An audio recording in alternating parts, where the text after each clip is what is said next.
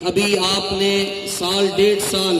اخلاص کے ساتھ امیر محترم کے حکم پر میدان عمل میں کھڑے ہو کر محنت کی ہے تحریک لبیک یا رسول اللہ کے لیے، نظام مصطفیٰ کے نفاذ اور مقام مصطفیٰ کے تحفظ کے لیے، اور آپ کی محنت کا صلہ یہ ہے کہ آج دشمن بھی سروے کروا کر اس نتیجے پر پہنچ چکا ہے کہ پاکستان کے اندر مقبولیت کے لحاظ سے جو لیڈر ہیں ان میں علامہ حافظ سعد حسین رضوی صاحب دوسرے نمبر پر ہے۔ توجہ،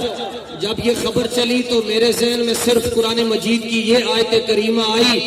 کہ جھوٹوں پر اللہ کی لعنت ہوتی ہے، جنہوں نے ناموس رسالت پر ڈٹ کر پہرا دیا ہو ان کا نمبر پہلا ہی ہوا کرتا ہے۔ آپ حضرات نے لوگوں کی باتوں میں نہیں آنا اور آج اس عید میلاد النبی کے جلوس پر یہاں پر عہد کر کے جائیں کہ ہم نے ہر حال میں تحریک لبیک کے جھنڈے کے نیچے کھڑے رہنا ہے۔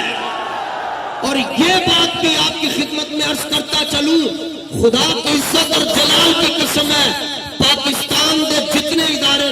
اس میں تحریک لبیک کے جو اراکین شورا ہیں ان سے ہٹ کر بات کرنا چاہتا ہوں، پاکستان کے جتنے بھی ادارے انہوں نے پاکستان کے اندر کسی اور کا پہار نہیں نے جے ڈرتے نے تے بابا جی نے شیروں کو نہ ڈرتے نے۔ اور آج بلوچستان کے اندر عید میلاد النبی کے جلوس پر جو فائرنگ ہوئی ہے، اس وقت تک انتظامیہ اور حکومت کے لوگ خاموش ہیں۔